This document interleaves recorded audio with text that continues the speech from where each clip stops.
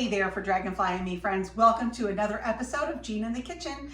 If this is your first time here, I'm Jean Roman and you are visiting for Dragonflies and Me, where I teach everything cooking and canning, preserving, as well as gardening, everything, specializing in raised beds and heirlooms. So this is going to be a cooking class today, and we are making Marsala chicken. This is a new recipe that Dave and I have just been trying out, and it's something we've been talking about making for a minute. He makes incredible eggplant parmesan and chicken parmesan, so we really like Mexican, we really like Italian dishes, and so that's what we're focusing on today.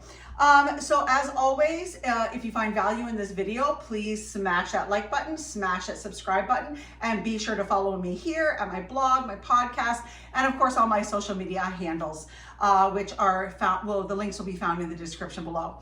If you're also new here, I always direct you over to my blog at fordragonfliesandme.com for the complete list of ingredients and the step-by-step how-to. Here at my YouTube channel is where I show you how to cook it. So let's get rolling. First thing we're gonna do is we're gonna heat up my skillet. And this, you can do in a frying pan if you have one, if you're only making two, but I don't wanna crowd everything, and I don't have a big enough frying pan that can hold all of this by the time I get all the super yummy mushrooms in it and the chicken and all the other goodies that we're gonna put in here. But step one, I am heating up the skillet, so I'm gonna let that heat up until I feel, and I got that at a 350 degrees. So now I have just a small dish. Actually, it was my grandma's. Who else had all those, the rooster and the farmer and the Amish farmer and farm wife dishes? I have all of my grandma's, and I've also picked up a few, so definitely something I cherish. But what I'm gonna do in here is I have some just plain white all-purpose flour, and that over there, and then I have some pink Himalayan salt, fresh ground pepper, and some dried thyme, and I'm gonna put that all in there, and I'm gonna mix it up, just blend it with my hands and get it all nice and blended. So Dave is my chicken tenderizer. He's my meat tenderizer guy, and so he has taken the liberty to take two big, beautiful boneless, skinless chicken breasts, which are Amish raised. I buy all my meat, it's organic, it's farm raised. And so what he did was he took two breasts, cut them in half, and then pounded them. That is going to be shown and displayed at my blog. So again, for dragonfliesandme.com. But what I'm gonna do is I'm gonna take one of these breasts and I'm gonna get it coated just lightly. It doesn't have to be like, really a lot of the flour that we're coating this actually acts as the thickening agent as well. So there's that. So what I'm gonna do is I'm gonna take a tablespoon of butter and I'm gonna put that in there. And I'm going to put about a tablespoon of extra virgin olive oil in the pan, there, put that in there. And then I'm going to stir that up together. I know a lot of recipes always call for either olive oil or butter. Well, personally, I think butter makes everything better. And so adding some butter to the olive oil, I think just adds a really nice touch. So I'm gonna put that in there. I'm gonna spread it around so the butter gets over, and then I'm gonna coat the remaining three breasts in this as well. And putting those in there. So you're gonna see just whatever flour I don't use here, I am going to set aside. So when I put in my Marsala wine, my heavy whipping cream, and my chicken broth, I'm going to add that in there because we want the remaining seasonings that are in there. And there she goes. So again, I'm gonna set this aside, and this I'm going to use when I am sauteing my portobello or cremini mushrooms. So these are only gonna cook for about 3 minutes on each side.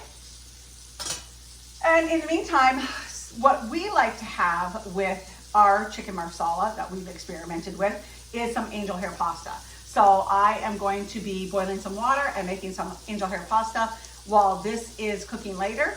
I will have a complete picture of everything and how beautiful it is over at my blog again.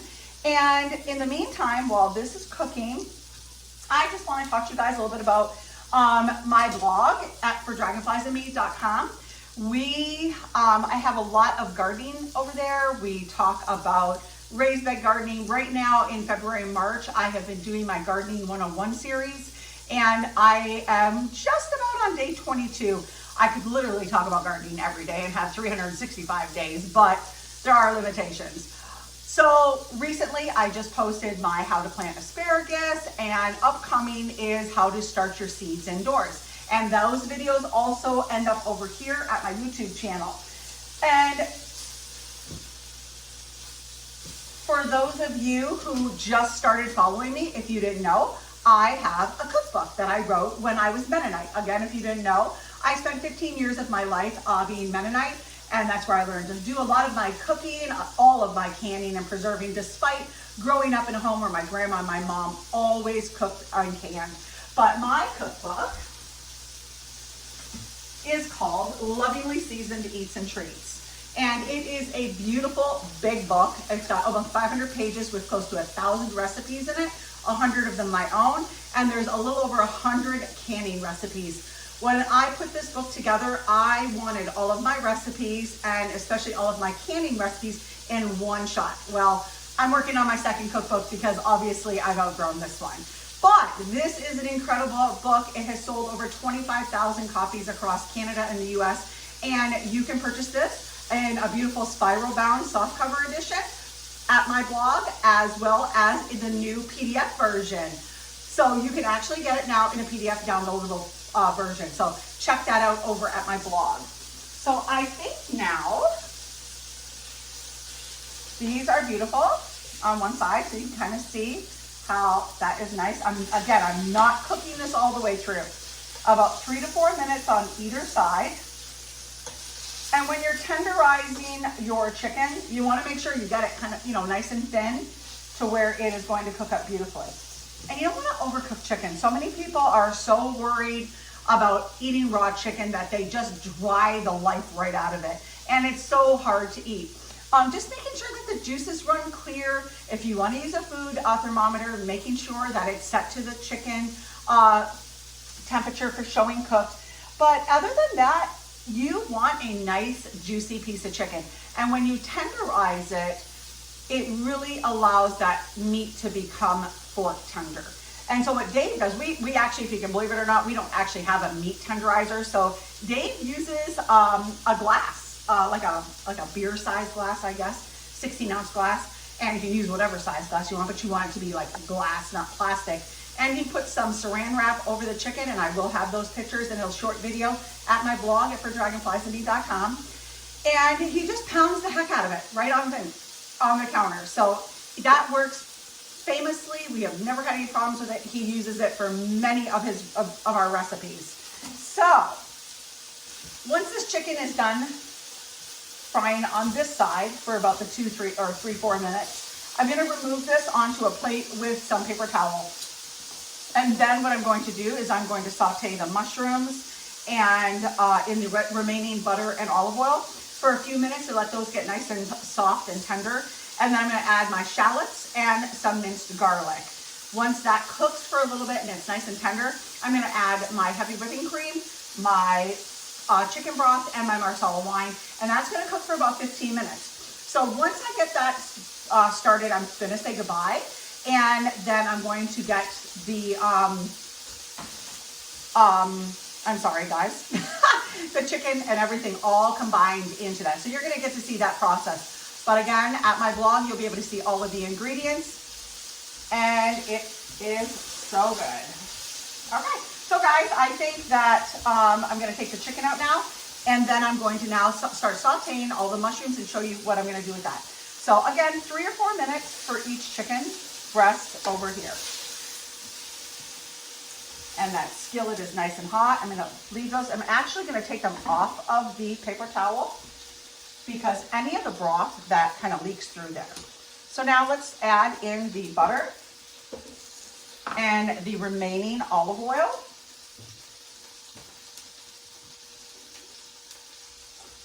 And yep, I used my fingers, but it's my house and we're eating it.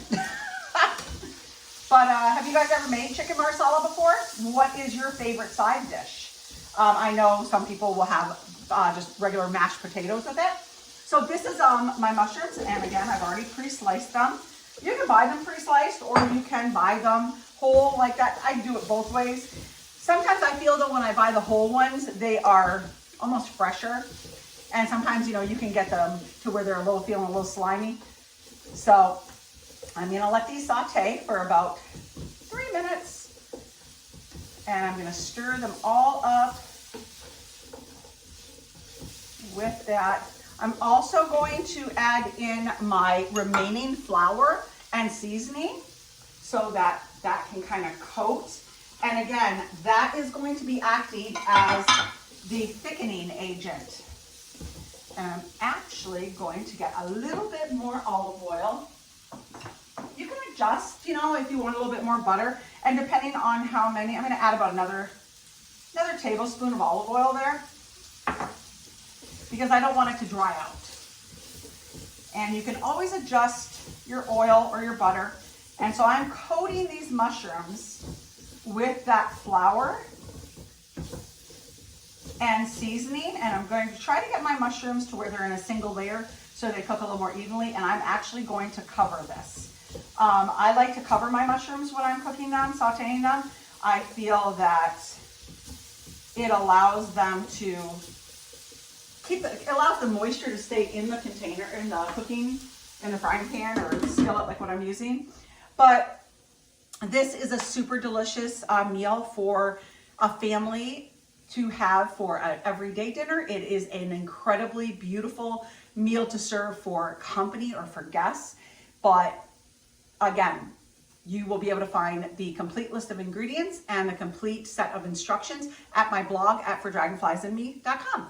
And like I always say, I love your feedback. So definitely if you have used or made your own chicken marsala in the past, let me know what favorite recipe you had. What did you use differently? How did you make it? What was your side dish? Again, we're making angel hair pasta and I'm super excited for that.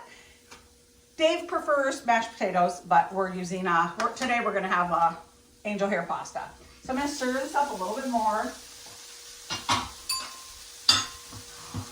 And put these in my sink to get out of the way. I'm a big clean as you go person. I always taught my kids, clean as you go, so you don't have a huge disaster when you're done. Because who wants to clean up after you've cooked a big meal and then even eaten it and then you're too full? So if you rinse and wash and put it in your dishwasher, or if you don't have a dishwasher, rinse and wash and put it in a counter, way easier to clean up afterwards, friends. Huge advocate on cleaning as you go. So we're gonna let that cook for a couple more minutes, and then I'm going to add in the shallots and the garlic and let that saute a little bit for about a minute, and then I'm gonna add my liquids, and then those liquids are going to, with that flour, the coating on the mushrooms is going to act as a thickening agent. So it's gonna have like a nice creamy sauce, and that's what we're going for. So a nice light creamy sauce. And you can use your angel hair pasta and put this directly over top, or I'm going to actually have it with regular, my homemade marinara sauce with a little Parmesan cheese as a side dish. And we're gonna make a big, beautiful salad. I love beautiful lettuce. And if you followed me over the years, you know that I have grown many, many, many different types of lettuces, all heirlooms. And this is a beautiful head of lettuce. So again, at my blog, after we're all done here, you will be able to see the complete dish and what it looks like and how you can prepare it. So let's check this out. See, the steam is just doing its job. And what I'm waiting for is the mushrooms to be a little browned, and they are lovely now. I don't want to cook them so much. Sometimes I like my onions cooked to where they're almost like a little more crunchy almost. So there we go with that. And I'm going to add in the garlic. Nice fresh minced garlic, yum. And I'm gonna stir those in. I'm gonna stir these because I don't want to burn my garlic. Nothing is worse than burned garlic. I'm gonna stir these up for just about a minute. And then I'm gonna add my liquid. And then I'm gonna put those chicken breasts back into the liquid.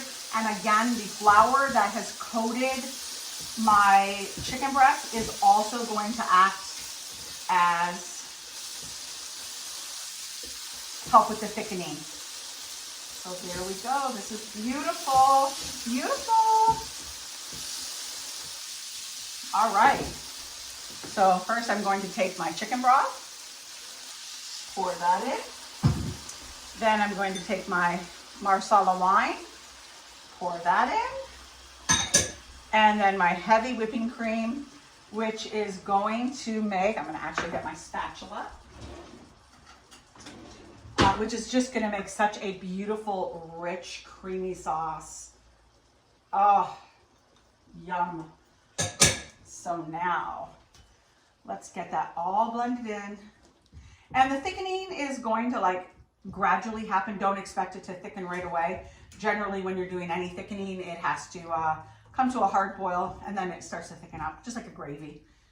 So there we go with that. So now I am going to place these chicken breasts right in there, right in the midst of it. Oh my goodness, guys, so yum.